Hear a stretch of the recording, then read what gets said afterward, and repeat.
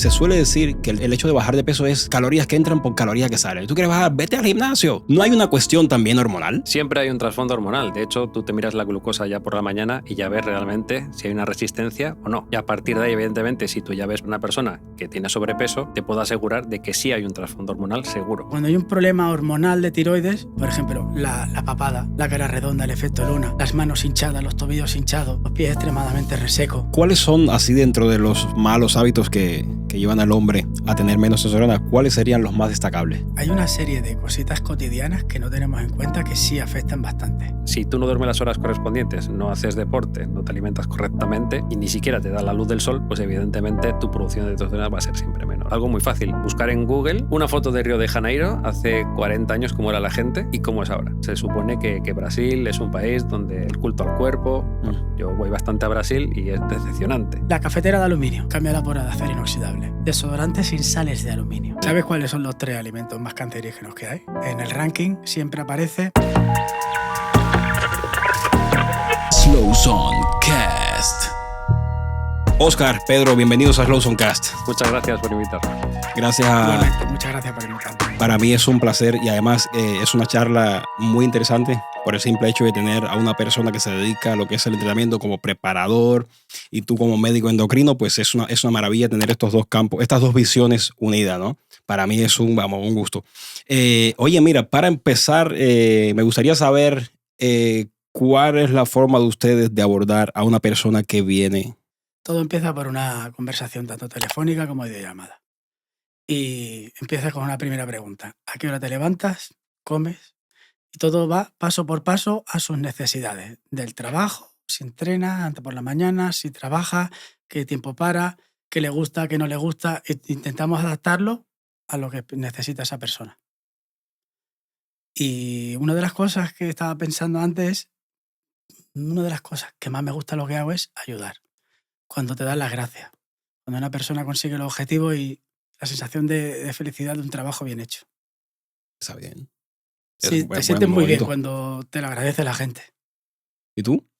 Bueno, la verdad es que yo coincido mucho con lo que acaba de decir Óscar y ciertamente cada vez hay menos vocación y la persona que llega a consulta muchas veces viene necesitada y necesita ser escuchada, cosa que hoy día en la sociedad cada vez hablamos más y cada vez queremos escuchar menos. Entonces es cierto de que a través de esa primera entrevista abordamos pues realmente cuál es la base del objeto del problema, ¿no? Y a través de ahí, independientemente de esa entrevista, que evidentemente es muy importante, yo particularmente lo abordo a través de lo que es una analítica específica para saber en qué punto está la persona.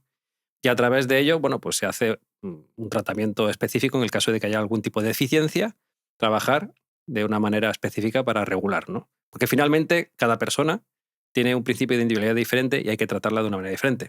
Eso es como cuando una persona te viene a consulta y dice, bueno, yo es que quiero adelgazar 10 kilos, ¿no? Lo típico. Entonces tú no le puedes dar una dieta específica, digamos, generalizada, igual para todo el mundo. Por eso, evidentemente, esa primera entrevista es muy importante y una primera entrevista no consta de 2 minutos y ya está. Palmadita en la espalda, ok, ya lo tengo todo, no. Hay veces que realmente una entrevista puede durar incluso 45 minutos porque el tema puede ser bastante complejo. Entonces, evidentemente, el paciente, concretamente, debe de fijarse quién es el profesional que le va a atender y que no le va a despachar rápidamente de la consulta. Porque finalmente, es lo que acaba de decir Óscar, se necesita vocación y ganas de querer ayudar a las personas. Mira, ahora que ustedes están hablando de esto y que, bueno, yo por lo menos percibo esa vocación, ¿no? En usted, de la manera en que hablan, ¿no? Esto es algo curioso, ¿no? Un punto curioso de mi parte. ¿Cómo tú detectas a una persona que es totalmente lo opuesto a lo que dicen ustedes? O sea, ¿cómo tú detectas a un médico que tú dices, vale, ok, voy a un profesional, voy a un preparador, a un médico? ¿Cómo tú sabes si realmente es la persona adecuada? Eso puede ser complicado. No, es muy fácil. O sea, tú sabes realmente si te quiere escuchar o no. ¿Y cuánto tiempo va a durar la consulta? O sea, si evidentemente estás observando que la persona ni siquiera te está mirando, que está viendo su reloj o su teléfono, o mirando a cualquier parte y te despachan 2 minutos, es imposible de abordar ningún tipo de problema en un periodo tan corto de tiempo, ¿no? Realmente yo no tengo que tener un problema con detectar falsantes. Lo tiene que tener ese cliente. No. ¿Entiendes? O sea, no me refiero a. Digo como para la persona que va a buscar un profesional de tu Vale. sector. O sea, cómo Vale. esa persona detecta Vale. cuál es el preparador, en tu caso, correcto para ella. A eso me El refiero. primero, que nunca te prometa ganar, que no existe el camino fácil, porque lo primero que yo te indico el camino, pero el camino lo recorre usted. Es decir, te doy las pautas, te digo cómo tienes que comer, se te dice cómo tienes que entrenar, pero quien lo ejecuta es el atleta o el cliente.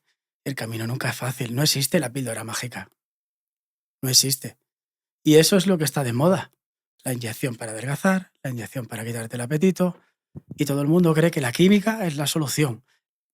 Y la química simplemente es un aporte que le falta a tu cuerpo. Mira, hablando ahora de bajar de peso que has dicho, yo quiero aprovechar esa introducción tuya para hacerles la primera pregunta a los dos. ¿Hasta qué punto el hecho de una persona bajar de peso puede ser hormonal? ¿Sabes por qué pregunto esto? Porque se suele decir que el hecho de bajar de peso es calorías que entran por calorías que salen. ¿Tú quieres bajar? Vete al gimnasio. ¿No hay una cuestión también hormonal? Siempre hay un trasfondo hormonal. De hecho, tú te miras la glucosa ya por la mañana y ya ves realmente si hay una resistencia o no. Y a partir de ahí, evidentemente, si tú ya ves por la puerta entrar una persona que tiene sobrepeso, te puedo asegurar de que sí hay un trasfondo hormonal seguro. O sea, de hecho, le haces una analítica y vas a ver realmente valores que están siempre alterados, como son el perfil lipídico, los triglicéridos concretamente van a estar elevados. En muchos casos puede haber un hígado graso de trasfondo, así como siempre va a haber una glucosa alterada o un perfil tiroideo alterado. O sea, que entonces finalmente todo esto se deduce a un síndrome metabólico. Y evidentemente se debe de tratar siempre con una estrategia correcta de nutrición, ejercicio y en algunos casos, si hay un desbalance hormonal, pues tratarlo a nivel hormonal también. También hay a veces como que las deficiencias en la hormona da la cara. Por ejemplo, la papada, la cara redonda, el efecto luna, las manos hinchadas, los tobillos hinchados, los pies extremadamente resecos. Es decir, cuando alguien está gordo simplemente, le sobra peso, tiene un patrón. Pero cuando hay un problema hormonal de tiroides, tiene, por ejemplo, la cara de efecto luna, la hinchazón en las manos, la retención de líquido, que cuando algo nos falla por dentro, pues muchas veces da unas señales por fuera. Estás malo del hígado, te pones amarillo o verde porque tienes la bilirrubina alta. Los ojos están amarillos. Cuando tienes bolsas debajo de los ojos, puedes tener problemas de riñón. Cuando tienes problemas de tensión, te duele mucho la cabeza. Pequeños detalles que la gente los detecta. Por eso un médico a veces te ve, te toca. En este caso, por ejemplo, viene una persona que tiene sobrepeso, o sea, la persona está demasiado obesa. Y entonces, ¿cómo se trata a este tipo de personas? Puede variar. Yo lo primero me basaría en hacer unos estudios para saber cómo abordar el problema. De hecho, hay un gran error de ciertos entrenadores que empiezan a decirle, bueno, tienes mucho sobrepeso, vamos a empezar a entrenar pesas, ¿vale? Entonces, ¿qué es lo que sucede con el entrenamiento de las pesas? Sí, es positivo, pero hasta cierto punto. ¿Por qué?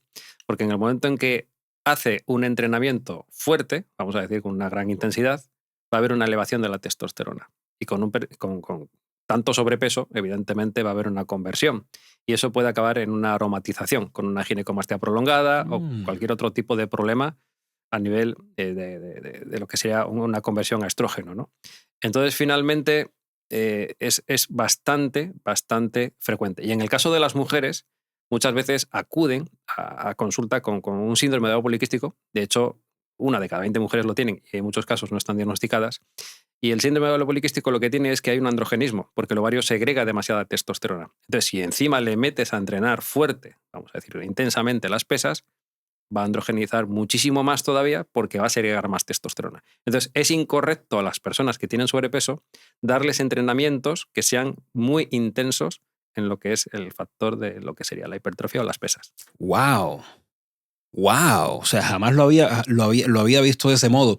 Ahora yo entiendo por qué, por ejemplo, hay personas con sobrepeso que precisamente llevan a cabo estas prácticas, se ponen a entrenar muy duro y tienden a sacar lo que se conoce como los man boots, ¿no? ¿Cómo se le llama no me acuerdo ahora cómo le llaman en ginecomastia, que es el crecimiento de las mamas. Ahí está. Sí. ¡Coño! Sí. Tetilla de perro, le dicen mal dicho. Vale, o sea, que coño, vale, claro. Esto a mí me cambia todo lo que es Es que en la la grasa percepción. hay una enzima que es la lipasa que convierte parte de la testosterona en estrógeno. Entonces, por eso es muy recomendable, antes de empezar a hacer ciertas cosas, cierto tema de volumen, intentar quitarle el máximo de grasa de posible al cliente o al atleta. Para evitar parte de esa conversión. Luego, aparte, es un pez que se muerde la cola. Es decir, si tú consigues quitarte mayor parte de la grasa, todo empieza a funcionar mejor. Si yo tengo más grasa, convierto parte de la testosterona en estrógeno. Tengo cansancio, no me encuentro bien. Tengo un agotamiento. Si tú tienes, perdona, repítelo, si tú tienes más grasa Si tienes más grasa, a la hora de entrenar, parte de la testosterona se convierte en estrógeno. hay una parte de la conversión de la lipasa que nos convierte en estrógeno, no nos beneficia.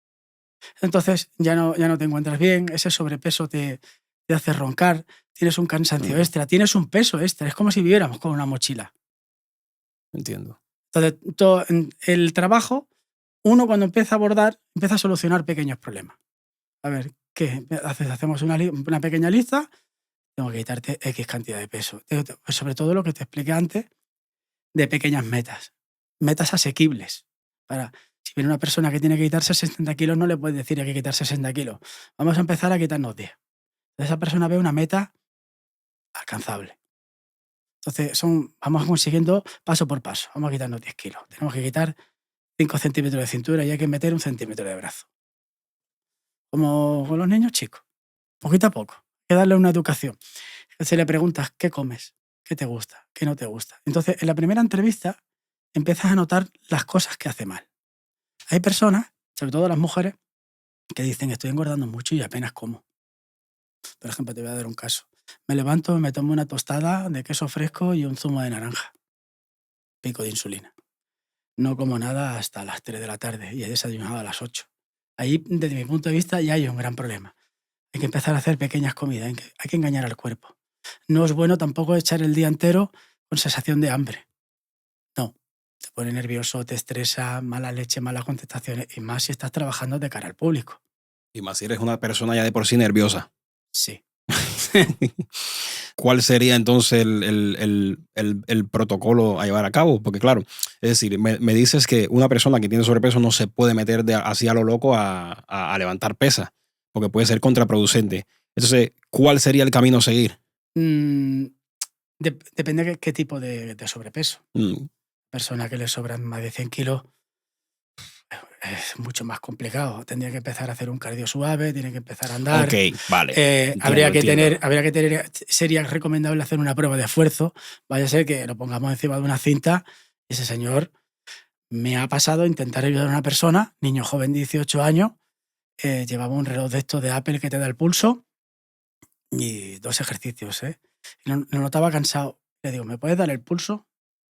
Eran 197 con 2 series. Yo, perdona. 220 menos tu edad, menos 18 años, estaba al borde del infarto. Estaba al borde con 2 cosas que había hecho. Entonces digo, perdona. Entonces digo, salte de las pesas. Me lo llevé fuera del gimnasio, al lado del gimnasio hay un instituto y una escalerita. Y yo, escalera. Suavecito. Sube. Baja. A los 5 minutos, damos otra vez el pulso. Y curiosamente le habían bajado las pulsaciones. No les estaba un ejercicio de fuerza muy sencillito combinado con unas planchas, algo que para nosotros, que no tenemos ese problema de sobrepeso, aparte, y lo peor de todo es que era un niño de 18 años. Entonces, claro, cuando la tecnología la podemos utilizar a nuestro favor. Dime el pulso ahora mismo, 197. Y has hecho 2 cositas, pero básicas. Digo, usted tiene un problema. Usted tiene un problema, no solo tiene un problema en el peso, tiene un problema que te mueves muy poco. Antes has tocado así por encimita, has hablado del síndrome metabólico. ¿Qué es esto en sí? El síndrome metabólico se caracteriza cuando una persona tiene hígado graso, tiene una insulina basal. Ya por la mañana vemos un pico insulínico en cuanto a glucosa aproximadamente de 130, que ya se califica como una prediabetes, y cuando ya tiene un índice de grasa corporal por encima de un 30%. Entonces, evidentemente, ya tienes un problema a nivel metabólico y probablemente hormonal. Dependiendo, evidentemente, de los estudios, de lo que salga, bueno, pues se da un diagnóstico y se empieza a hacer un tratamiento adecuado, ¿no? Que eso finalmente va a acabar en una dieta específica siempre con ciertos tipos de ejercicio dependiendo de la persona y tratamiento a nivel hormonal para regular dependiendo también del caso. Una persona que está obesa siempre, o sea, vamos a decir, está enferma. Sí, totalmente es una enfermedad. La obesidad es una enfermedad, sí, totalmente. Tú sabes por qué te lo pregunto y quise hacer hincapié en eso, porque hay tendencias ahora que, no sé si lo habéis escuchado, me imagino que sí. No, que gordito pero feliz, o no sé qué, pero, o incluso he llegado a escuchar personas decir, ¿quién ha dicho que estar gordo es sinónimo de estar enfermo? Que se quiera maquillar las cosas no significa que sea un problema. Es decir, un colesterol a 300 y una tensión a 22, 15, te estás buscando un infarto y sobre todo cerebral. Vamos a ver, que uno tiene que ser feliz. Nos tenemos que aceptar a nosotros mismos con nuestro cuerpo, pero que tener 200 kilos no es sano para nadie, ¿vale? Entonces, más que para mí, yo creo que son problemas psicológicos de esa persona. Claro. Es decir, la adicción a la comida es como la adicción a la droga. Es casi lo mismo. Tú sabes que la droga te da placer y te acabas matando, la comida te da placer y te acabará matando. Pasa que lo tenemos muy normalizado. Entonces, con esas personas hay que empezar a hablar y tienen que empezar a ver todo lo negativo que tiene de lo que está haciendo. ¿Que puedes ser feliz con muchos kilos? Sí. ¿Puedes tener una vida feliz? Quizás sí. Pero si para ir a mear o para verte la churra te hace falta un espejo. Si tú eres feliz de una manera, está bien. Pero lo que yo no veo bien es que se promueva eso, ¿sabes? Tú eres feliz, ok, pero vamos a aceptar las cosas como son. Si estás enfermo, estás enfermo, ¿ok? No tienes que promoverlo y decir que eso... Desde mi punto de vista, con mi sector se habla además de la obesidad como un perfil psicológico. Claro, porque hay gente que cuando comemos más de lo que necesitamos y lo vemos y no somos capaces de abordar el problema, a lo mejor es más psicológico que algo físico. Bueno, finalmente son las dos cosas. Claro. Sí. Realmente son las dos cosas. Pero... ¿Y qué ustedes opinan de esas personas, por ejemplo, que quieren hacer algún planning de esto? Ponerse bien o cuidar su salud y utilizan ChatGPT. ChatGPT. Porque así aparentemente puede ser muy atractivo, porque el hecho de que tú le preguntas cosas, ¿no? y te suelta ahí lo que sea. Pero claro, ¿qué ustedes piensan de eso? Me parece bien que tomen una iniciativa. Te voy a decir un caso personal. A mí me ha venido gente, Óscar, ayúdame. ¿Y eso? Pues mira, llevo 2 meses haciendo dieta, he perdido un poco de peso, estoy estancado, pero veo que no avanzo. Ayúdame. Y me parece inteligente por tu parte. Lo has intentado, has perdido 5 o 6 kilos, estás estancado, no ves que te estás tropezando en una pared y pides ayuda. Me parece inteligente. Y una gran solución. Y ojalá yo hubiera sido más humilde hace años y en ciertos momentos hubiera pedido más ayuda. Me arrepiento de no haber tenido más preparadores en mi carrera deportiva, porque quizá hubiera aprendido más. Porque es como, o sea, una visión más amplia, ¿no? Es lo que yo digo, o sea, más recorrido, o sea, al final es más información. Cuando te acercas a un preparador que tiene un recorrido, cuando alguien se acerca a mí y me dice, Óscar, ayúdame, quiero salir a competir, te voy a llevar de la mano al campeonato de la manera más cómoda para ti, aplicándote todo lo que he aprendido durante mis años y todo lo que he leído, intentando que usted no cometa los errores que yo cometí. Entonces eso es la ventaja que lleva. Los años de experiencia de esa persona, los años de experiencia de los preparadores que tuve, te lo estamos aplicando a ti. Lo bueno que hicieron ellos, lo bueno que he hecho yo, estamos haciendo un camino más fácil. Hace años escuché un podcast que decía, no buscas un preparador, es como buscar un Sherpa. Subo al Everest y quiero volver con todos mis dedos y todas mis manos. Es un camino peligroso, pero voy a intentar volver enterito. Sabemos que la competición es peligrosa, pero si la hacemos con cabeza, quizá minimicemos los riesgos. Que nunca hay el riesgo cero.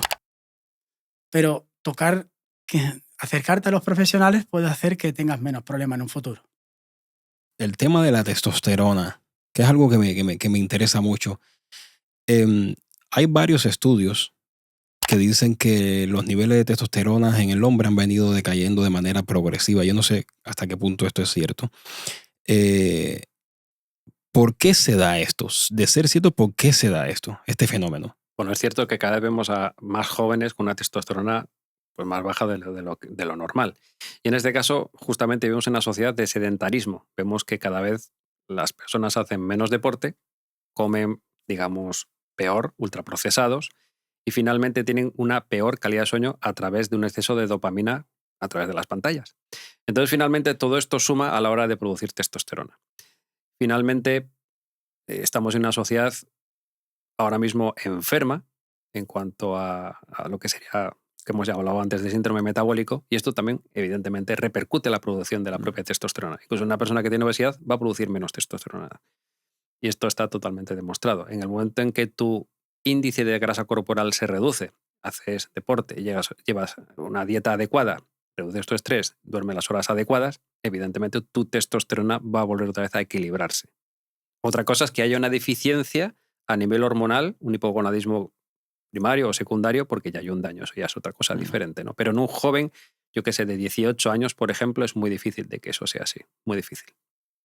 Pero se dan muchos casos. Pero se dan, pero no por daño, sino por ese síndrome metabólico. Hay un libro que se llama Salud Hormonal que da una lista de medicamentos que bajan la testosterona y da una explicación de por qué se permite eso. Una testosterona más baja en hombres hace personas más dóciles que aceptan su destino y meros revueltas sociales. Tienes que hacer memoria que en España hubieron grandes quejas en el pasado y dicen que digamos, que todo lo que está pasando a día de hoy es porque el ser humano es más dócil, menos testosterona, acepta mejor su destino. No. ¿Tú recuerdas cuando tenías 14 años? Sí. ¿Eras más gallito?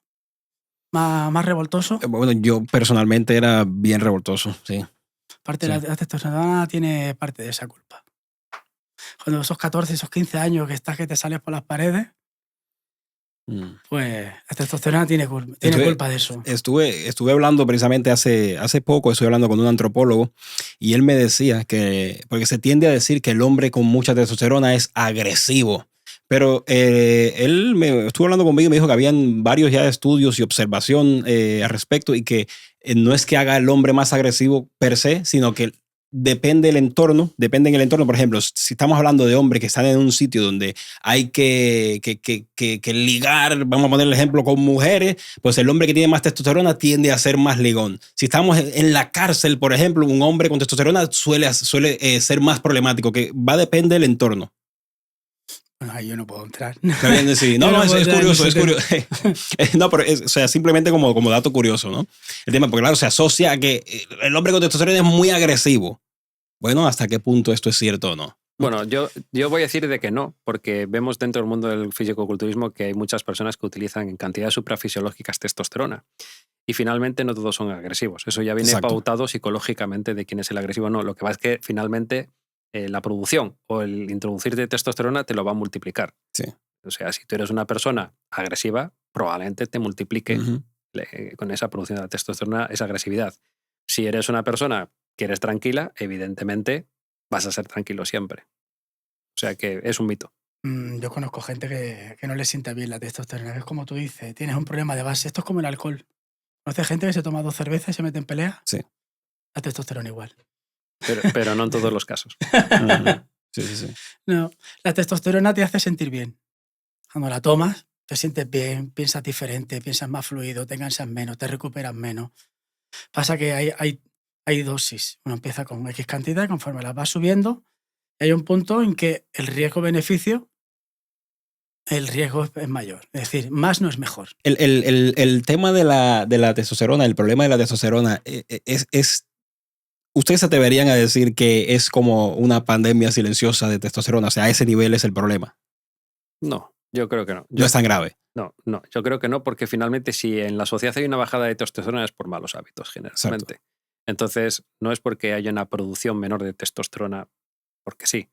Entonces, si tú no duermes las horas correspondientes, no haces deporte, no te alimentas correctamente y ni siquiera te da la luz del sol, pues evidentemente tu producción de testosterona va a ser siempre menor, ¿no? Pero no porque haya un daño.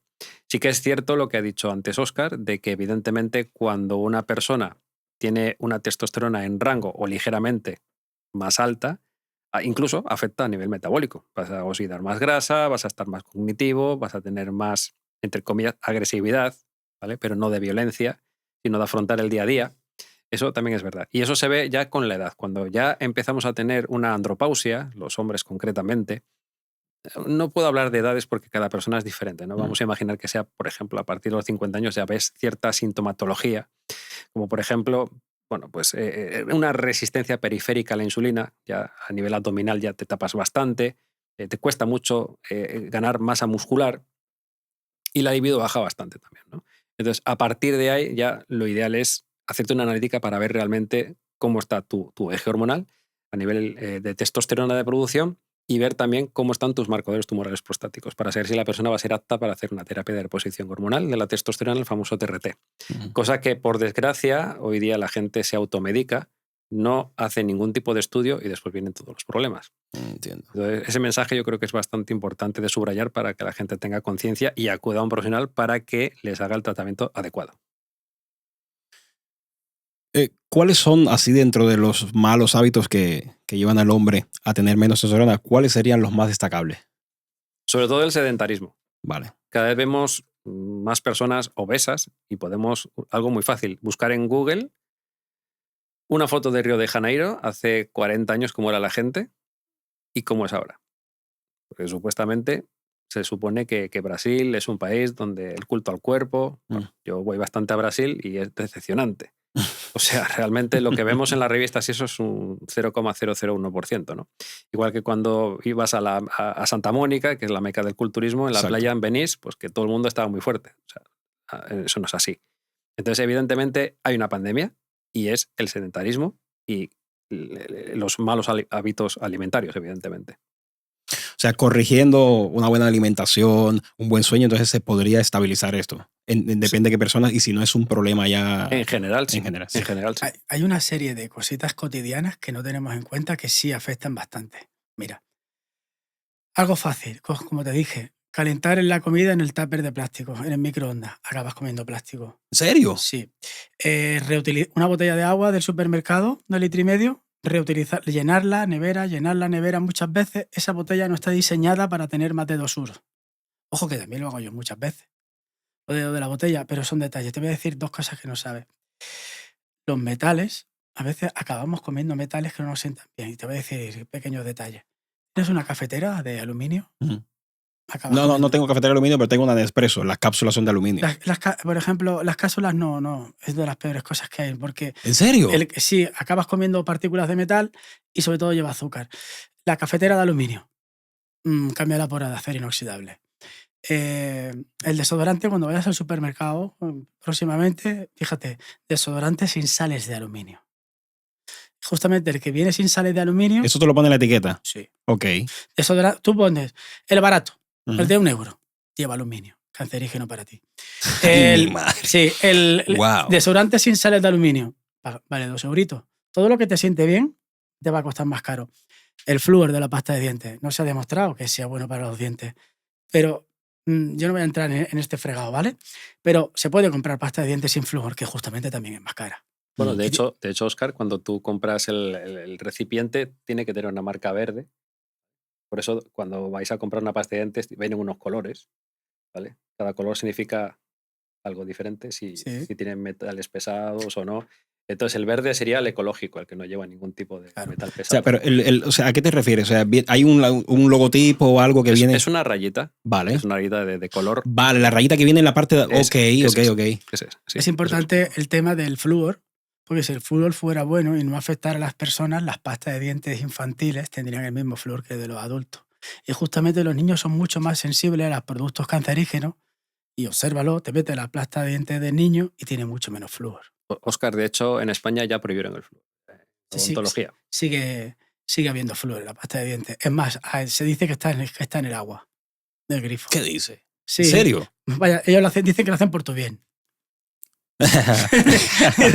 Bueno, aquí sí que hay una realidad y es que hay ciertos países que las cañerías siguen siendo de metal. Sí. Entonces es verdad que con el tiempo se oxida y puede haber restos de metales pesados, como el plomo, cobre, aluminio, y eso finalmente con el tiempo claro que podría llegar a ser cancerígeno.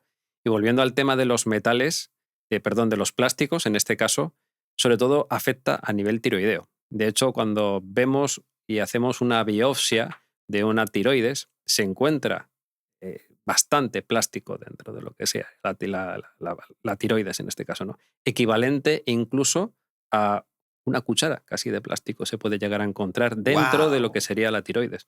Entonces, finalmente, hay, sobre todo en el caso femenino, hay muchísimo más problema a nivel tiroideo que el hombre. Y bueno, cuando se tiene que extraer por cáncer una tiroides, generalmente se encuentra mucho plástico dentro. Wow. O sea, pero y todo esto debido al hecho de tú, por ejemplo, calentar el tupper. Es que todo viene con plástico, todo. Beber, por ejemplo, en tu botella de agua. Wow. Reutilizarla muchas veces. Es una botella que está diseñada para 2 usos. Como mucho. Incluso las que te venden, o sea, como botellas de estas para rellenarlas. Porque en Decathlon, por ejemplo, te venden botellitas de estas de plástico que son para rellenarlas. Claro, pero esa ya viene con, si te fijas, viene con una etiqueta, pone PP, polipropileno, y pone el triángulo en el círculo, y tienen algunos indicadores de que puedes ponerla en lavavajillas. Ok. Entonces, porque claro, en la vajilla me pone 60-70 grados el agua, lo deformaría el tupper. Sí. Tiene que venir preparado. Pero, ¿quieres un consejo? Cómprate un tupper de vidrio para ti, para llevarlo todos los días al trabajo. Que se te puede romper, está claro, pero eso acabamos con lo de plástico. Es lo cómodo. Bueno, de hecho, yo mira, sin saber esto, siempre cuando voy a calentar las cosas, microondas no lo suelo usar mucho, pero cuando lo hago sí es verdad que lo pongo o en un tupper de vidrio o en un plato. Instintivo, no sabía nada de esto, o sea, me acabo de enterar ahora con ustedes. ¿Sabes cuáles son los 3 alimentos más cancerígenos que hay? ¿Cuáles son? El primero y el más te va a encantar. Mira, por ejemplo, en el ranking siempre aparece las palomitas de maíz, de bolsa. ¿Qué dice? El papel sale ardiendo a los 200 grados y tiene un recubrimiento de plomo para que no arda dentro del microondas. Cuando te comes las palomitas, estás comiendo plomo. ¿Qué dice? Sí. No me joda, pero incluso las del cine, las palomitas del cine. No, las del cine te las han hecho delante tuyo. Se supone que esas son buenas, ¿no? Esas son buenas. Bueno, la verdad es que el maíz no es bueno para nada.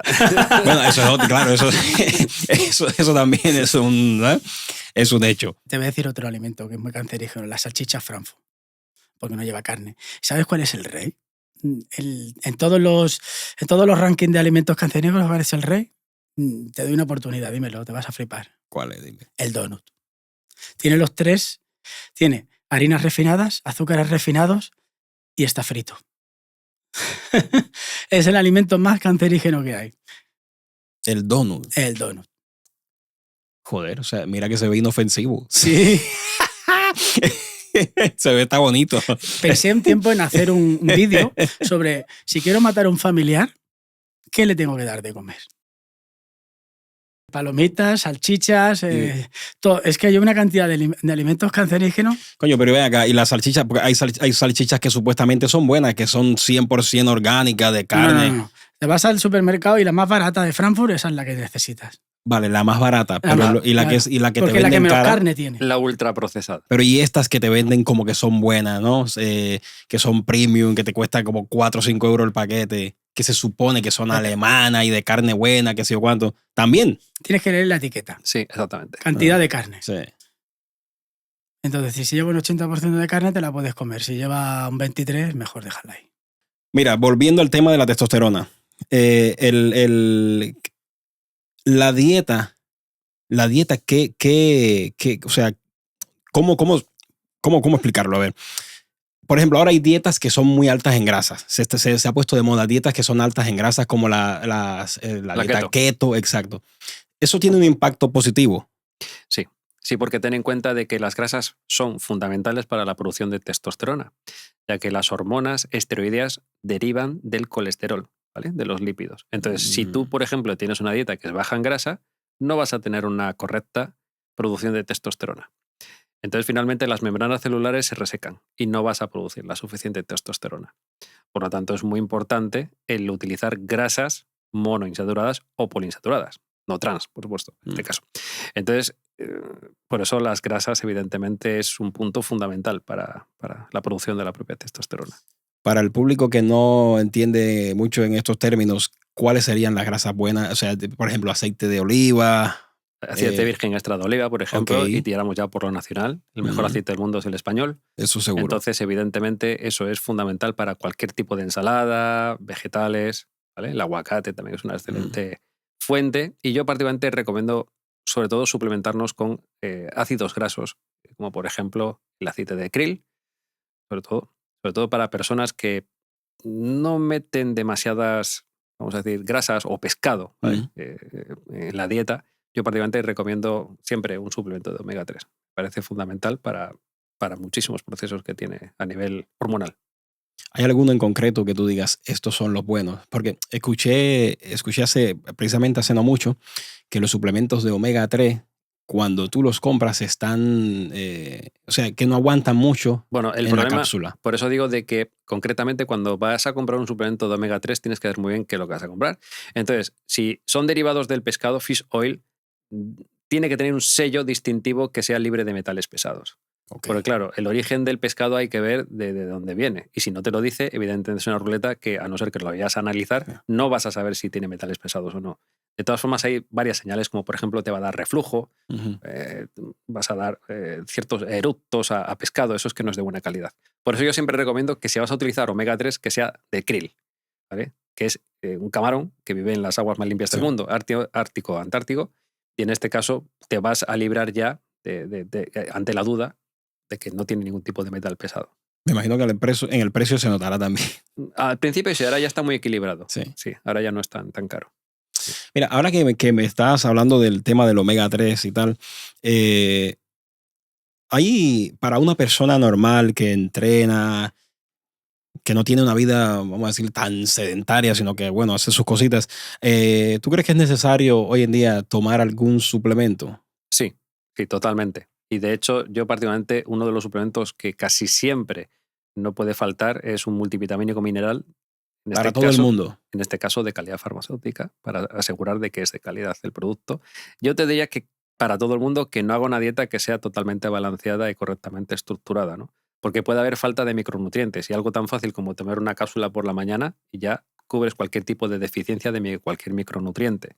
Sobre todo, leer bien la etiqueta, que no falte ninguna vitamina, como por ejemplo el complejo B, que venga de la vitamina B1 a la B12.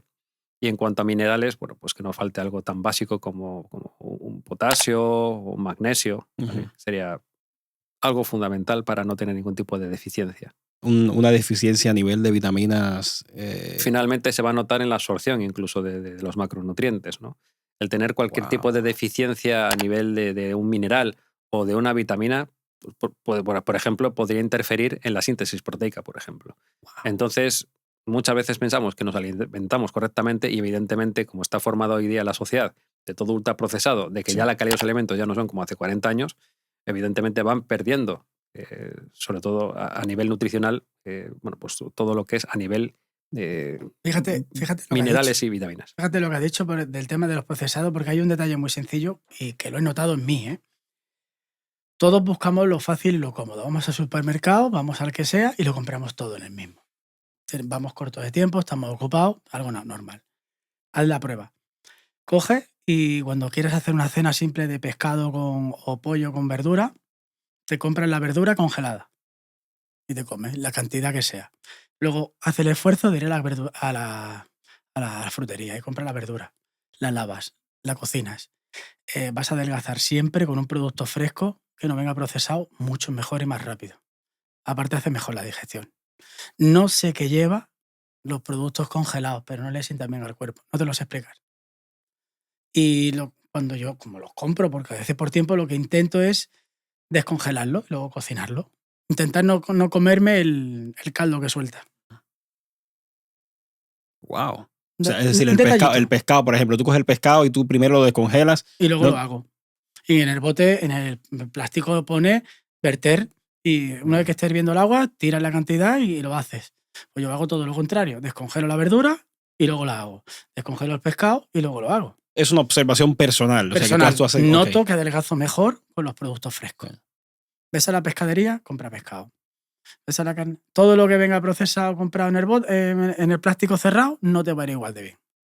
Detalle sencillo. Yo ni siquiera pienso que el hecho de que la gente vaya y compre todo en un supermercado procesado, yo no creo que lo hagan ya por una cuestión ni falta de tiempo ni nada. Yo no creo que las personas estemos tan ocupadas como para no tener Comodidad. un momento. Es comodidad, exacto. Comodidad. Es pura comodidad, ¿sabes? Y como te lo ponen ahí en la cara, ¿me entiendes? Mira esto, ya a uno también está acostumbrado a hacerlo y por eso uno lo hace. Pero tienes toda la razón. Yo creo que todo el mundo debería tomarse su momento, ¿no? A la hora de ir a hacer la compra y ver qué es lo que se está llevando a la boca. Pero oye, una cosa. Se habla mucho de los alimentos procesados que son malos, pero está probado científicamente que esto tiene un impacto negativo. O sea, está probado. No es que una observación que fulanito engordó, no, o sea, que está probado. Sí, está totalmente probado porque evidentemente un producto ultraprocesado está cargado de conservantes y de colorantes artificiales. Entonces, evidentemente, para abaratar ciertos costes, muchas veces utilizan ciertos componentes que podrían llegar a ser incluso hasta cancerígenos, en este caso no. Por eso lo que estábamos hablando antes, siempre va a ser mucho mejor comprar un producto que sea de primera gama, que sea totalmente natural, ¿vale? Los alimentos de primera gama son, nada, lo arrancas de la tierra y ya está, ¿vale? Que no haya tenido un proceso de químicos para que aguanten más tiempo. Eso finalmente pierde micronutrientes y finalmente pues tiene esos componentes que no son buenos para el cuerpo. Y dependiendo de lo que sería la genética de la persona, podría causar ciertas mutaciones y eso acabar, pues finalmente, incluso en un cáncer. Wow. Por eso cada vez vemos en nuestra sociedad hay más cáncer, realmente. Sí, y en total. España está desbordado el tema del cáncer. Nos están envenenando constantemente, prácticamente en todo y no nos damos cuenta. Lo que yo entiendo es si ya está probado, ¿no? Y se sabe que estos tipos de alimentos son dañinos, ¿por qué cojones lo permiten? Porque eso ya son temas políticos, pero en ciertos países ya, incluso en los ultraprocesados, en galletas, harinas o simplemente lo que habéis hablado antes de salchichas, por ejemplo, ya te ponen por el ministerio que tiene un exceso de grasas saturadas, que tiene exceso de sodio, que podría llegar a provocar cualquier tipo de problema, como por ejemplo en el tabaco ya te anuncian de que por qué lo venden si sabes que es cancerígeno. Exacto. Bueno, entonces evidentemente ya te lo están anunciando por supuestamente el Ministerio de Sanidad de que eso no es bueno para tu salud, que podría llegar a provocar pues ciertas patologías, ¿no? Pues lo mismo ya está sucediendo en todos los alimentos, ¿no? Entonces ya después uno es condescendiente si lo va a comprar o no, finalmente. ¿Hasta qué punto es ético o no? No lo sé. ¿Que lo deberían de prohibir? No lo hacen porque finalmente toda la sociedad se rige en intereses. Sí. O sea, y es así. Finalmente el mundo lo mueve el dinero y esto pues es otra cosa más que mueve dinero. Sí, no, y también vamos a estar claros en una cosa. Tú has dicho algo antes que yo estoy totalmente de acuerdo y es que evidentemente nadie quiere a personas. Yo no creo que ningún gobierno no quiero que se vuelva esto algo tampoco conspiranoico, ¿no? Y salirnos de la línea, pero sí para hacer aquí un pequeño apunte, y es que no creo que nadie quiera a personas libres, personas fuertes, personas que piensen y personas que luchen por sus derechos.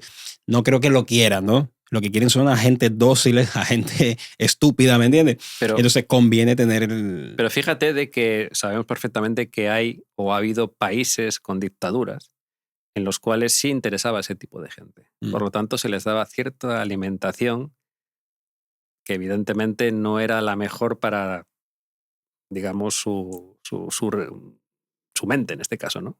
O sea, no pensaban correctamente por esa toxicidad que pudiera llegar a dar ese tipo de alimento, como por ejemplo sabemos que la yuca, la mandioca, son alimentos que finalmente no es lo mejor para el cerebro. Entonces, son alimentos baratos que en ciertos países de Sudamérica o Centroamérica se han utilizado muchísimo y en las épocas de las dictaduras se masificaba ese tipo de alimento para, bueno, dejar a la ciudadanía un poquitito más dócil en ese sentido. Tranquilita. ¿No? Sí. Wow. Nos estamos yendo de tema. Wow. No. Esa es la magia de la conversación. La magia de la conversación. No, pero sí, coño, está bien saberlo. Y ahora que lo pienso, es verdad, no quiero irme de tema, pero es que es interesante. Ahora que lo he dicho, yo estoy ahí asociando y, por ejemplo, en Cuba, yo que vengo de allí, la yuca te la metí. Y Venezuela, sí. ¿Qué te bajan? ¿A líbido a tope, la yuca? No, lo que es que a nivel mental finalmente repercute. La libido no creo, porque el pasatiempo del cubano es, ya tú sabes, es ese. No, porque ese es el pasatiempo del pobre.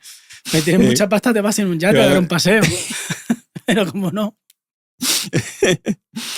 Pues señores, entonces, otra cosa que quería preguntarles. Tú sabes que ahora hay de moda muchos productos estos para perder peso. Y sobre todo en las mujeres. Hay uno que se llama, ¿cómo era? Ozempic. Ese mismo. Ese mismo. Háblame de esto. Bueno, la semaglutida es un péptido que sí que es cierto que podría llegar a hacer el efecto que una persona desea, que es bajar la ansiedad por la comida o incluso ayudarte a adelgazar. Pero hay que entender de que es un medicamento pautado médicamente, en este caso, que es para la diabetes tipo 2. Y eso significa que no cualquier persona es apta para utilizarlo. Yo sé que muchas veces, pues entre las mujeres es lo más frecuente. Es decir, no, es que una amiga mía lo utilizó y bajó 15 kilos y yo no voy a ser menos, ¿no? Por la competitividad y demás. Sí. Entonces, finalmente, hay que entender de que este tipo de productos son péptidos y finalmente la mujer es muy delicada a nivel hormonal y no todas son aptas. En primer lugar, si no tienes una diabetes ya pautada, diabetes tipo 2 en este caso, no eres una persona apta para utilizarlo porque te puede dar una hipoglucemia. ¡Wow! Otro de los casos es que incluso tengas algún tipo de mioma o algún tipo de adenoma o marcador tumoral y le metas un péptido encima. Eso se puede multiplicar y finalmente acabar en un tumor o en un cáncer. Entonces, este tipo de cosas, como no venden, pues finalmente no es la publicidad que se está dando. Claro. Y finalmente, pues todo el mundo abusa y vienen todos los problemas. Después, otro punto es que al 70% de las personas o le da un efecto secundario o no les da el efecto deseado. ¿Vale? O sea que no es ¿Qué porcentaje? 100%, 70%. Es un porcentaje muy elevado. Y además son Joder. productos muy caros. Son productos muy caros, no son nada baratos y, como digo, no a todo el mundo le hace el efecto deseado. Por lo tanto, protocolo, ver si la persona es apta, hacer dieta, hacer ejercicio, tomar primero otro tipo de medicación si es que la tuviera que tomar y ya por último, entrar en este tipo de Fíjate productos. lo que te he dicho, que no existe el camino rápido, el camino fácil, Exacto. ni... Está hablando de que el producto no tiene una efectividad, da un 70% de fallo y encima es caro. Podemos hablar de algo más barato, como la L-tirosina, que lo hablamos antes. Un suplemento, un aminoácido que cuando pasa por la tiroides se nos convierte en una hormona, la T4, que nos ayuda a adelgazar. Eso no interesa, no interesa hablar de un aminoácido que es barato y que está estudiado y, desde mi punto de vista, tiene muchísimos menos efectos secundarios. El efecto secundario que yo noto es que me pone muy nervioso si me paso con la dosis. Me quita el apetito, me ayuda, me da concentración, me ayuda en el foco, en las tareas del día a día. Sobre todo cuando tenemos un día largo y vas acumulando días de cansancio, te tomas, 500 miligramos de L-tirosina por la mañana y te hace la cabeza clic. Dice, es mejor que un café porque el café te pone nervioso. Y la L-tirosina me ayuda a lo que es la concentración, el foco. Un detalle curioso. Bueno, y si lo tomas con café ya vas como las grecas. Vas a tope. Pero eso es una observación también personal o está probado también. A todas las personas que se les he recomendado, porque el problema que nos encontramos cuando ayudamos a alguien, lo entrenamos, la mayoría de las personas van liadas. Sí. Estoy ocupado, tengo que ir aquí, tengo que recoger a los niños, me falta tiempo, el día me come. Entonces, todo eso que genera estrés, si acaba generando cortisol, también me baja la testosterona. Si voy agobiado, duermo mal. Si duermo mal, descanso mal, vuelvo al punto de partida.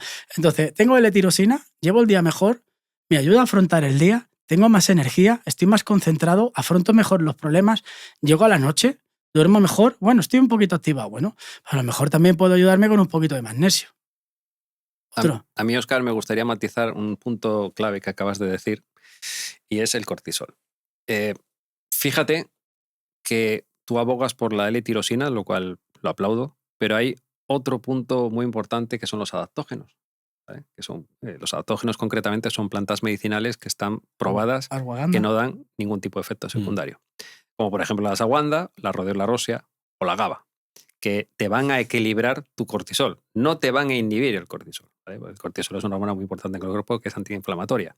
Pero sí que tenemos hoy día en la sociedad mucho estrés. El estrés es una asociación de dos hormonas que es, en este caso, el cortisol junto con la adrenalina.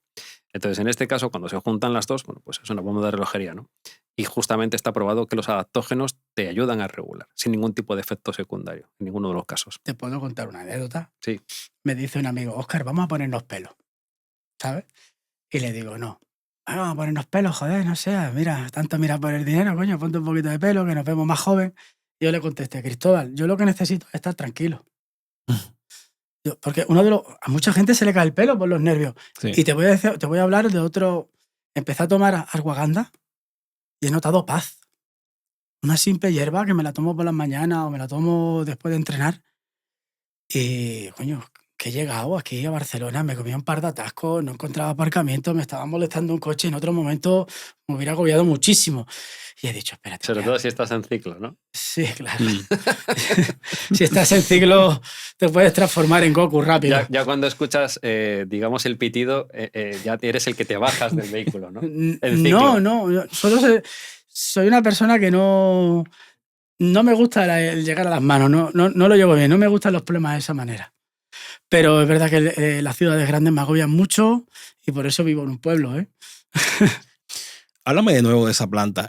Una planta, la ashwagandha. Ashwagandha. Ashwagandha. Háblame más a fondo de eso, porque ¿sabes qué pasa? Que todas estas cosas que pueden ayudar a las personas, es bueno, o sea, especificar bien cómo se toma esto, dónde se encuentra, por ejemplo. Pues en tiendas de suplementos. Ok, en cualquier tienda de suplementos. En cualquier tienda de suplementos, sobre todo de estas online. Yo me compré una bolsa de medio kilo, pongo el cacito, se lo echo con agua y me lo bebo. Después de entrenar lo pongo un poquito y sobre todo le tomo un cacito por la mañana, otro después de entrenar y antes de dormir. Y la verdad que me ayuda. Una especie de relax. Y me ha quitado parte del problema de la caída del cabello. Porque digamos que a mí se me cae por el tema de los nervios. De los agobios, del trabajo, del pensar, de las cosas. Y soy de esas personas que no se duerme hasta que deja de pensar. Como tengo una idea, no puedo dormir. Hay un suplemento que se dice que es el suplemento más probado. Me imagino que ya sabrán cuál es. Creatina. Yo hace poco tuve aquí en el podcast a una persona que dijo que la creatina, bajo su experiencia, lo cual yo lo respeto totalmente, pero dijo que la creatina no era lo que pintan. Que si la creatina realmente fuera tan cierta, estaría prohibida en el culturismo. ¿Hasta qué punto? Claro, porque lo dice una persona que, desde mi punto de vista, no es cualquiera, porque ha sido una persona de mucho renombre y una persona buena en su disciplina. ¿Qué hay de cierto en esto? ¿O se equivoca o qué pasa aquí? ¿Puedo hacer un inciso? Por favor. Vamos a ver. Cuando vas a coger el coche y hacer un viaje, ¿qué es lo que haces? Echas gasolina, metes la manguera, ¿vale? Tu coche anda con gasolina. Tenemos que entender las vías energéticas que necesita. Entonces, la creatina se convierte en ATP, que lo necesitamos en periodos cortos e intensos. ¿De acuerdo? No te sabía decir en qué segundo dejamos el ATP y empezamos con otra vía energética, porque a los que digamos, estuviéramos en un examen de una carrera, te diría, haces un esfuerzo y vas con esta vía energética. Hasta los 5 segundos no entras con los hidratos de carbono, ¿no? Por ejemplo, la creatina. Y como a ti te gusta decir que digamos información de valor, si quieres, vas a hacer esfuerzos, lanzamiento de jabalina, boxeo, una carrera de 100 metros, ¿no? Una prueba física de 50. Creatina antes de entrenar. 40 minutos antes de entrenar. Y te voy a decir más, un gramo 0,8 por cada 10 kilos, ¿vale? Tómala con agua. Con agua la diluida. Y ahora te diría, creatina para el culturismo, para el atleta que practica sala de musculación o culturista. Después de entrenar, la misma cantidad, 0,8. O sea, después de entrenar. Él para mí, yo con estas cosas las hablo con él y cada uno tiene su manera de ver las cosas. A mí me gusta después de entrenar y me la tomo con un zumo. Ok. Con un zumo. ¿Sabes lo que pasa? Que la creatina es el suplemento más estudiado y que más polémica crea, ¿no? Entonces cada uno lo ve de una manera. Cada uno te va a contar una película diferente. Pero hay un punto que es lo que está diciendo él y va a ese punto, lo del zumo, ¿no? Hay que entender que la creatina es insulínico dependiente. O sea que para que sea transportada al músculo necesitamos un pico insulínico. Entonces muchas veces la gente dice, es que esto no funciona porque lo toman incorrectamente. Se toman una creatina con un vaso de agua, no hay pico insulínico y lo excretan. Entonces evidentemente así no va a funcionar nunca. Entonces, si tú tomas tu creatina de una manera correcta y creas ese pico insulínico y es transportado a donde tú vas a necesitarlo, que en este caso al músculo, evidentemente hasta lo vas a notar en la congestión a la hora de hacer un entrenamiento. Y eso es una prueba de oro para saber si te está funcionando o no te está funcionando. Cómo cargas, cómo congestionas. Es muy diferente el entrenar con creatina a sin creatina. Eso está claro. Fíjate, yo he dicho, entrenamiento de fuerza, 40 minutos antes, para que me dé fuerza. Quiero recuperar. Hago un entrenamiento de fuerza tipo hipertrofia y me quiero recuperar. Porque para mí la recuperación es casi igual de... No sé qué más. Ahí me estoy metiendo en barro. El trabajo es súper importante, pero recuperarte de ese trabajo también es muy importante. Hemos dicho, vamos al coche a hacer un viaje, le ponemos la manguera. Pero es que las personas al terminar de trabajar necesitan otra manguera. Tenemos una ventana anabólica. En ese momento tenemos que empezar otro camino, otro proceso. La creatina nos ayuda con parte de esa reconstrucción. Ahí viene la gente, ahí viene todo el marketing de los aminoácidos, que si la glutamina, que si los BCA, que si más tarde un batido de proteína con una absorción rápida. Y ahí empieza todo el marketing. Y la mala información, porque justamente están tan de moda los BCAAs que finalmente son aminoácidos, sí, son esenciales, pero son limitantes. Eso significa que si tú quieres crear que la síntesis proteica finalmente se haga, necesitas de todo el aminograma completo. Y los BCA solamente son 3 aminoácidos. Por eso muchas veces se toman de una manera incorrecta también el utilizar BCAAs, por ejemplo, intraentreno. Si tú no le vas a dar los aminoácidos limitantes que faltan para que se haga toda la síntesis proteica, lo vas a excretar. Esos BCAAs se van a quedar 2 horas en el hígado y si no llegan los aminoácidos limitantes, lo vas a excretar. Entonces yo particularmente, yo no me gastaría el dinero en unos BCAAs. Compraría unos aminoácidos esenciales y ya está. Has dicho una palabra que me ha gustado, intraentreno. ¿Qué te gusta para intraentreno? Nada, agua, nada más. Cuanto menos trabaje el estómago y el sistema metabólico, mejor. Porque estás en un sistema de huida y lo que necesitas es estar lo menos cargado posible. Hidrátate de a poquito en cada serie, que no te falte el agua, punto. Yo no le metería más. Y si hace mucho calor, máximo le metería estratégicamente una pizquita de sal y ya está, nada más. Depende en qué país estés. Claro. He dicho calor. Yo, mira, no había dicho nada antes. Yo nunca he pensado que la creatina no funciona, pero sí es verdad que en mí nunca he notado nada cuando la he tomado. Entonces quizás pueda ser por esto.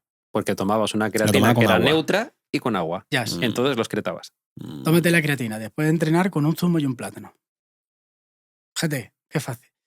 Un vasito de... Te puedo decir, si cuando terminemos te digo hasta el supermercado donde lo deberías de comprar. ¿Vale? Vale. Para no hacerle publicidad. Por ejemplo, si tú quieres subir la testosterona, te tienes que tomar un zumo de granada. Pero no uno normal, sino que esté en la nevera fresquito para que no se estropee y vea la etiqueta y que ponga que es exprimido, no concentrado. Ok. Si quieres tomártelo estamos en volumen, tú eres un chico, imagínate que quiero subir la testosterona, zumo de granada. Estoy en volumen, zumo de piña, que tiene enzimas digestivas para la proteína. ¿Vale? Pero sobre todo el zumo de granada tiene más azúcar, eleva más la insulina. Entonces consigo ese transporte. Después de entrenar, tómatelo con el plátano. Y verás como poco a poco, a partir de la segunda o tercera semana, te voy a decir otro detalle.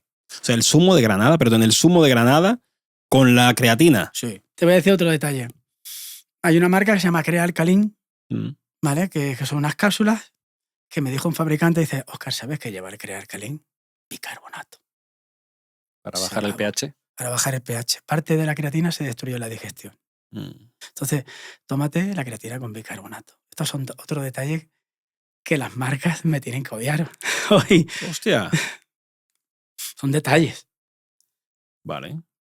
Con un zumo y con bicarbonato. No, vale. Pero, o sea, me han dicho que el tema de la creatina va por acumulación. O sea, que la primera toma, aunque yo lo haga de manera correcta, no voy a notar nada. Claro, vas a tener que esperar un poquitito más. Una semana, 10 días, para ya empezar a notar, pues sí, a través de esa acumulación. Sí. Te voy a decir una cosita. El agua que te lleves al gimnasio, ese litro, ponle un par de cacitos de estos chiquititos de bicarbonato. Y ahora en verano, otro cacito de sal marina. Y verás tú cómo congestionas mucho mejor. ¿En serio? Con bicarbonato y un poquito de agua con sal. ¿En la primera toma? Esto sí. Ves tomando. Ves el agua y vas a notar una pequeña mejoría en tu rendimiento. O sea que nadie quiere vender bicarbonato. Claro. Pero los equipos de ciclismo usan mucho el bicarbonato. Lo que pasa es que, Oscar, tienes que tener cuidado con la dosificación del bicarbonato Sí. sódico, porque evidentemente puedes alcalinizar demasiado tu pH y tu ácido clorhídrico a nivel estomacal. Entonces, finalmente, Hemos dicho un cacito chiquitito. pero si tú le estás metiendo cacito, finalmente el pH de tu estómago le vas a modificar y después no vas a segregar el suficiente ácido clorhídrico para degradar todo lo que sea la digestión. Entonces, sí, pero siempre hay que matizar el detalle. Claro. Es Vale, por eso. entiendo. Porque si no, la gente empieza a meterle todos los días y ya está. Y después tienen Exacto. problemas de digestión. Una persona que por el motivo que sea tiene baja testosterona y necesita una terapia esta de reemplazo, el famoso TRT, no hay, eso es totalmente seguro, o sea, no hay ningún efecto secundario, no hay nada, o sea, ¿cómo es esto? Bueno, sí. Perdona un momento. Antes, para mí, de mi punto de vista, antes de empezar con un TRT, habría que intentar todas las estrategias naturales, no iba a decir legales, naturales. Un tribulus, Bien. un entrenamiento, exponerse al sol, intentar estar más relajado, dormir las 8 horas, una hamaca, ¿no? Porque conocí las circunstancias de la vida. Tuve una compañera del trabajo que quería quedarse embarazada, el marido no tenía suficiente esperma y el médico le pautó hamaca. Prueba esto y si no, probaremos con otra cosa. Pero el médico probó algo natural antes que una hormona. Vamos a acotar todas las herramientas que tenemos antes de empezar con la hormona.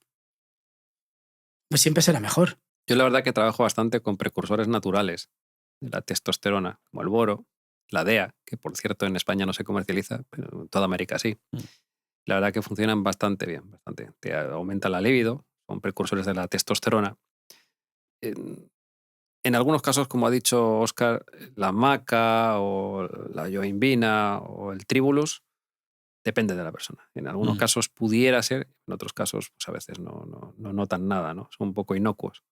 Pero realmente los precursores de la testosterona naturales yo también empezaría a probar a ver si les funciona. Y en el caso de que no funcionara, porque ya evidentemente ves en analítica que hay un daño y hay un hipogonadismo, pues la única solución es utilizar una hormona bioidéntica para regular finalmente su desbalance hormonal. No hay más.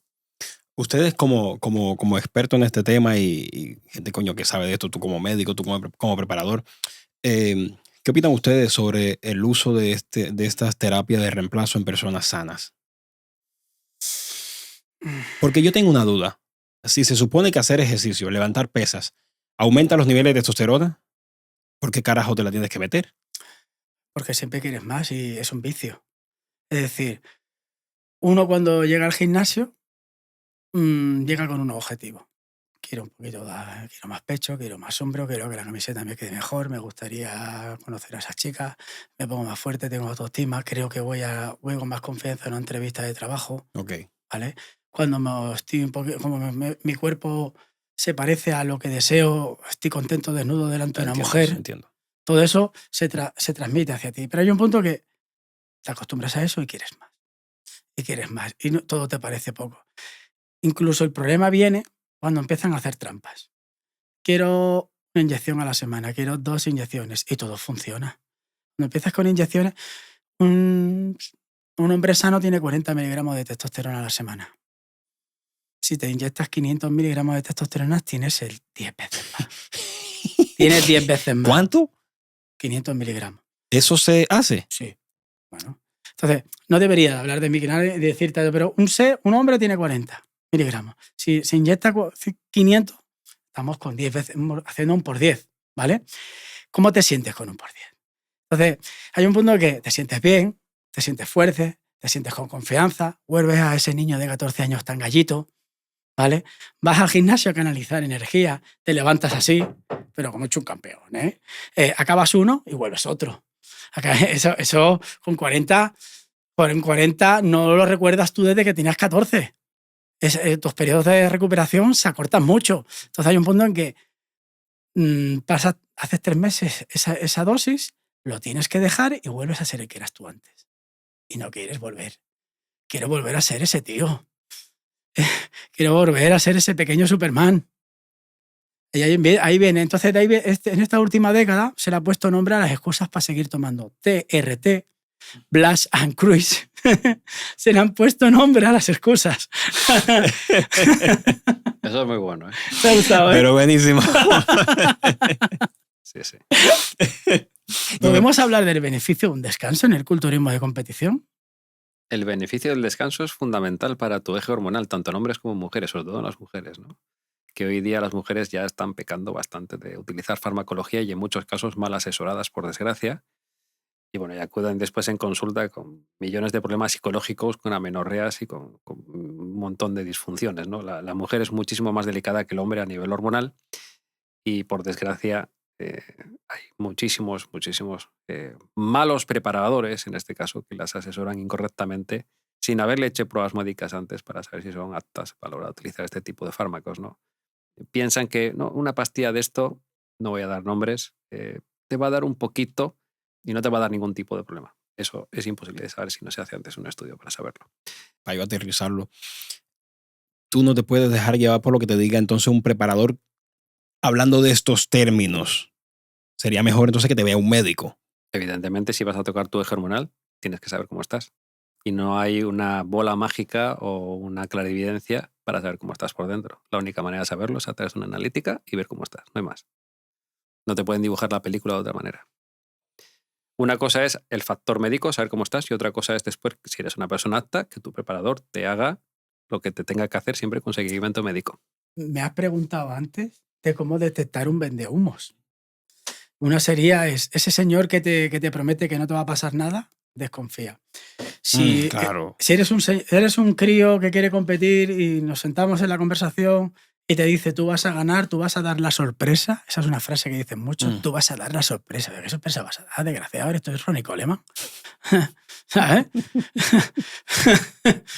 ¿Es verdad? ¿Cuál sorpresa? ¿Qué sorpresa vas a dar? Lo que pasa es que estas verdades muchas veces duelen porque hay ciertos, vamos a decir, preparadores, entre comillas, de que les molesta, ¿no? De que digan eso, ¿no? Pero tú no entiendes de esto, los médicos no entienden nada de esto. Pero ¿qué es lo que pasa? Que el día que fundes a una persona, evidentemente no le vas a llevar a ese preparador que te ha fundido, le vas a tener que llevar a un médico. Claro. Entonces, finalmente, como yo digo, cada uno tiene su especialidad, pero hablamos en términos de salud y finalmente, si quieres saber realmente cómo estás, te vas a tener que hacer las pruebas necesarias para saber si eres una persona apta, si tienes algún tipo de problema o no le tienes, no hay más. Es que, coño, no hacerte una prueba y meterte a jugar con tu eje hormonal. Eso es normal. Eso es normal porque la gente quiere las cosas rápidas y además es un gasto. Mucha gente va limitada económicamente y esto finalmente requiere de un gasto grande. O sea, hacerte una analítica completa es incluso más cara que el hacerte un ciclo hoy día. Wow. Entonces, evidentemente, eso limita bastante. Y como la gente quiere las cosas fáciles y yo me encuentro bien y no va a pasar nada, pues lo utilizo igual, no va a pasar nada. Pero es la ruleta. Tú tiras la bola y puede que te caiga, puede que no. ¿Te puedo hacer una pregunta a los dos? ¿Quién os parece más irresponsable? ¿El que se fía de su colega del gimnasio y le dice tómate esto y se toma algo sin ningún tipo de información? ¿O el que se compra un libro, lee y asume todos los riesgos y se toma las cosas? Porque ya es consciente de los daños. Yo creo que en cualquiera de los dos casos, finalmente el culpable es la misma persona, que es el que lo quiere hacer. Tal cual. Yo pienso igual.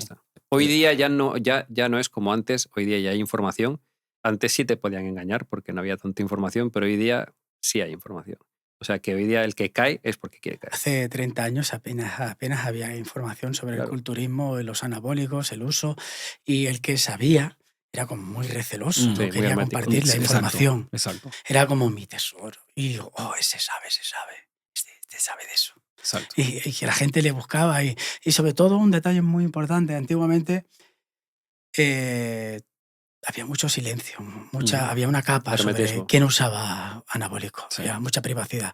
Ahora no, ahora hay un altavoz. Yo tomo. Mira cómo estoy. Sí, se ha democratizado, ¿no? Sí, o sea, precisamente, claro, yo me he dado cuenta de eso porque, de hecho, hace años atrás se veía mal, estaba mal visto que una persona tomara anabólicos, ¿no? Pero hoy en día es como que es la moda, ¿sabes? Si no lo haces, entonces estás mal. O sea, se ha pasado de un extremo a otro, de una manera radical.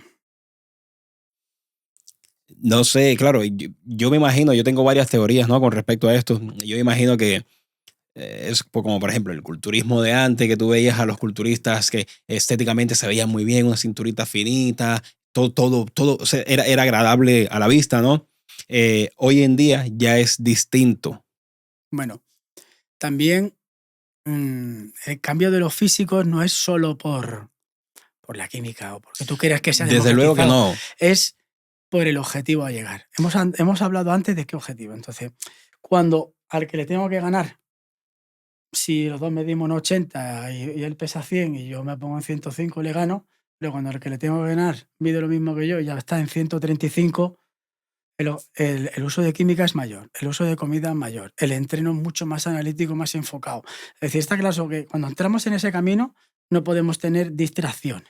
Mm. Es decir, un tío de 130 kilos con esos volúmenes de trabajo y esos objetivos no puede ni trabajar. Fíjate, Exacto. Óscar, el punto que acabas de tocar, que para cualquier preparador ponerse la medalla de llevar a un pro es lo máximo, ¿no? Sí. Para mí no. Para mí llevar a un pro es decir, le llevo a una sentencia. Porque yo particularmente prefiero la salud antes que el objetivo en este caso, ¿no? O sea, las dos cosas se pueden hacer correctamente, pero cuando ya entras en términos de competición a nivel profesional, ya vas muy fuerte en todos los sentidos. Yo particularmente, sí, queda muy bonito en tu currículum decir, bueno, yo llevo a este que es pro o lo que fuera, ¿no?